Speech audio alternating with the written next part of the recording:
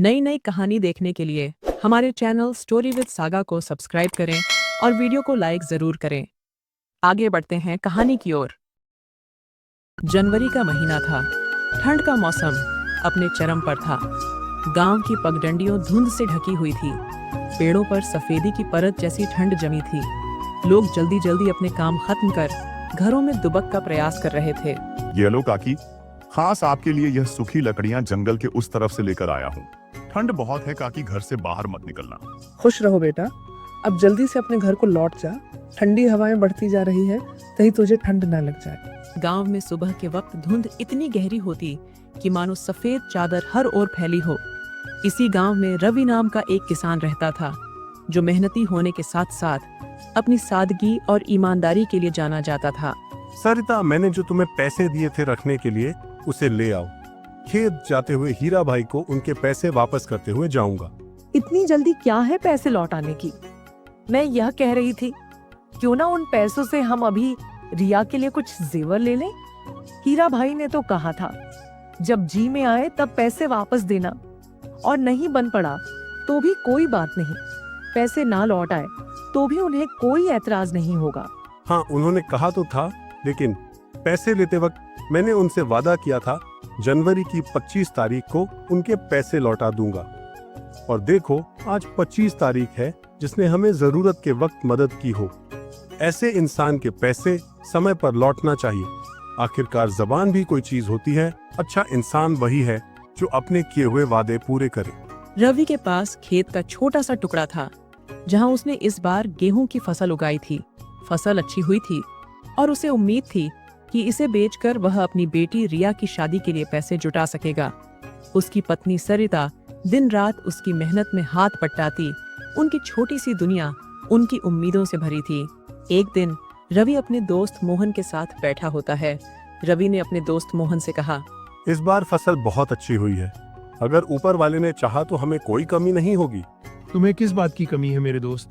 जितना मैं तुम्हें जानता हूँ, तुम वह इंसान हो जिसके पास जितना कुछ भी है वह उसमें खुश रहने वाले में से है। क्यों, सही कहा ना? खुश तो मैं हूँ मोहन, बस रिया की शादी की चिंता है।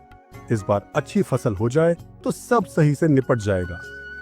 सोच रहा हूँ फसल अच्छी तरह से पक जाए तो काट के बाजार तक पहुँचाओ, ताकि अच्छी फसल के अच्छे पैसे मिले। इस वक्त मुझे ज्यादा पैसों की जरूरत है। रिया की शादी में कोई कमी नहीं होने दूंगा। लेकिन रवि, ये मत भूलो कि ठंड और बारिश का मौसम है। मौसम विभाग ने भी बताया है कि इस बार ठंड पिछले कुछ वर्षों से अधिक होगी। अगर सही समय पर फसल काटकर नहीं संभाली तो सब कुछ बर्बाद हो सकता है। मेरी बात मानो तो फसल के और पकने का इंतजार मत करो और काट के उसके पैसे वसूल कर लो। रवि ने मोहन की बात को हल्के में लिया। उसे लगता था कि फसल को थोड़ा और पकने का समय देना चाहिए, ताकि उसका उत्पादन और भी बढ़ जाए। रवि, फसल तो तैयार हो गई है, इसे जल्दी से काट लो। पिछले हफ्ते रामू भाई ने भी अपने फसल काट ली है। उनकी पत्नी मुझे कल मिली थी। उन्होंने ये बताया, उपजी हुई फसल से वह लोग अपनी घर की मरम्मत करवाएंगे। अब तुम भी फसल काट लो, ताकि हमारे घर में भी कुछ पैसे आए। अगर कुछ और दिन इंतजार कर लिया तो और ज्यादा अनाज मिलेगा। फसल को और पक जाने दो, फिर काट लेंगे। अपने ही खेत की फसल है। मैंने कल बाजार में देखा, किसी की भी फसल हमारे टक्कर की नहीं है। बस प्रार्थना है कि सब ठीक हो। कुछ ही दिनों में फसल काट के बाजार पहुंचा दूंगा, तुम चिंता मत करो। चंद दिनों बाद आसमान में काले बादल छा गए, तेज हवा चलने लगी और फिर बारिश शुरू हो गई। रवि भागते हुए अपने खेत की ओर गया, लेकिन तब तक देर हो चुकी थी। बारिश के पानी ने फसल को बर्बाद करना शुरू कर दिया था। रवि ने तुरंत घर जाकर मोहन को मदद के लिए बुलाया। मोहन भाई, जल्दी करो, मेरी मदद करो। तेज बारिश की वजह से मेरी फसल खराब हो रही है। हमें जल्दी कुछ करना होगा। घबराओ मत रवि, चलो तुम्हारे खेत चलते हैं। चिंता मत करो, कुछ गलत नहीं होगा। दोनों ने मिलकर फसल को बचाने की कोशिश की, लेकिन बारिश इतनी तेज थी कि उन्हें कुछ भी समझ नहीं आ रहा था। रवि का दिल बैठा जा रहा था। उसकी मेहनत, सपने और उम्मीदें सब पानी में बहती नजर आ रही थीं। रवि और मोहन रात भर खेत में जूझते रहे। बारिश और ठंड ने उनके शरीर को लगभग सुन्न कर दिया था। गांव वाले अपने घरों से यह सब देख रहे थे। लेकिन कोई भी उनकी मदद के लिए आगे नहीं आया। सरिता भी घबराई हुई थी, लेकिन उसने रिया और खुद को संभालते हुए प्रार्थना की। हे ऊपर वाले, हमारी मदद कर। यह सब क्या हो गया? फसल तो एक किसान का सबसे बड़ा खजाना होती है। महीनों की मेहनत और दिन भर का संघर्ष होता है। यह कैसा बारिश का कहर है? इतनी तेज तेज बारिश, वो भी इतनी ठंड में। अब क्या होगा हमारी फसल का? हे ऊपर वाले, इसमें हमारी मदद कर।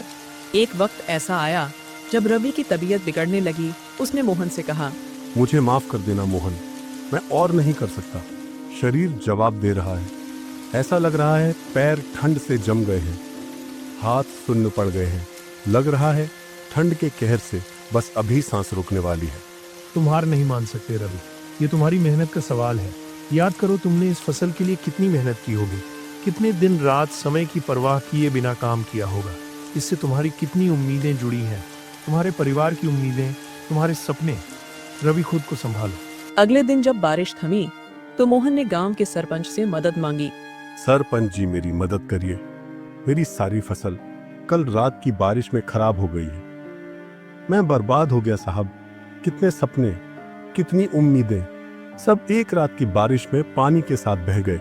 मुझे आज ही पता चला कि कल रात की बारिश से तुम्हारी फसल खराब हो गई है।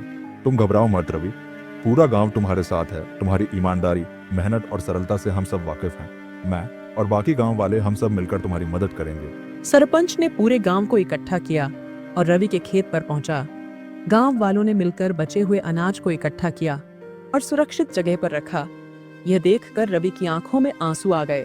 गांव वालों, मैं तुम सबको धन्यवाद करना चाहता हूँ।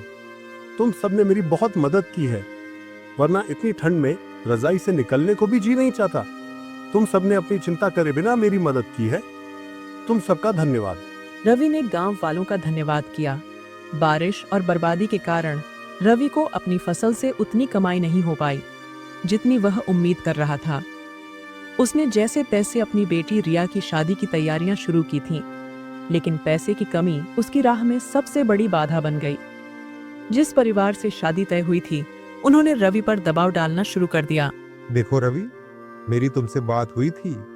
सब पहले से तय था कि तुम हमारी सारी शर्तें मानोगे, और हमने तो कोई इतनी बड़ी मांग भी नहीं रखी।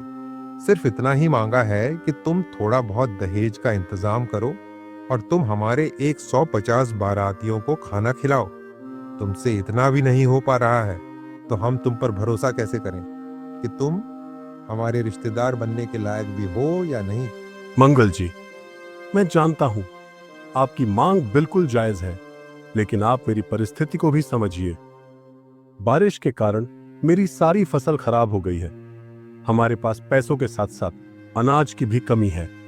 आप कृपया करके मेरे हालात को समझिए। वो सब मैं नहीं जानता रवि। मैं यहाँ तुम्हारा रोना धोना सुनने नहीं आया। मेहमानों के लिए इंतजाम करो या फिर ये शादी भूल जाओ। आप शादी मत खत्म करिए, मैं किसी से कर्ज ले लूंगा। अगर आपने शादी तोड़ दी तो मेरी बेटी रिया का क्या होगा? एक बार अगर रिश्ता होकर शादी टूट जाए तो कोई और रिया से शादी नहीं करेगा, उसकी जिंदगी खराब हो जाएगी। मेरी बेटी बहुत संस्कारी और सुशील है, तो आप हम पर रहम करें। आपका एहसान होगा हम पर। आप कहे तो मैं जिंदगी भर आपकी गुलामी करूंगा, पर आप रिश्ता मत तोड़िए। बस बहुत हुआ। यह रिश्ता अब नहीं हो सकता। अगर तुम हमारे मेहमानों को खाना नहीं खिला सकते तो हमें भी कोई शौक नहीं तुम्हारे घर बारात लेकर आने का। हमारे मेहमान हमारे बारे में क्या सोचेंगे? किन गरीबों से रिश्ता कर रहे हैं हम? हमारी भी एक शान है। लड़की के ससुराल वालों ने साफ कह दिया, रवि, अगर शादी में खर्चा ठीक से नहीं हुआ तो यह रिश्ता नहीं हो पाएगा। रवि ने अपनी स्थिति समझाने की कोशिश की, लेकिन उनकी बातें कठोर थीं। हम गरीब घर में शादी नहीं कर सकते। यह सुनकर रवि का दिल टूट गया। सरिता और रिया भी इस अपमान से आहत थीं। रिया ने रोते हुए कहा, पिताजी, मेरे कारण आपको इस तरह से इतना झुकना पड़ा। मुझे माफ कर दीजिए। यह सब मेरी वजह से ही हो रहा है। मुझे समझ नहीं आ रहा मैं क्या करूं कि आपको इस तरह से अपमानित ना होना पड़े। यह सब मेरी ही गलती है बेटी। जो भी हो रहा है इसमें तुम्हारी कोई गलती नहीं है। तुम खुद को दोषी समझना बंद करो। ये बस बुरे वक्त का कसूर है। इंसान की जिंदगी में जब मुसीबत आती है तो चारों तरफ से आती है। तुम फिक्र मत करो, सब ठीक हो जाएगा। तुम्हारा बाप अब भी जिंदा है। पिताजी, मुझे ऐसा लग रहा है जैसे मैं आप पर बोझ बन रही हूँ।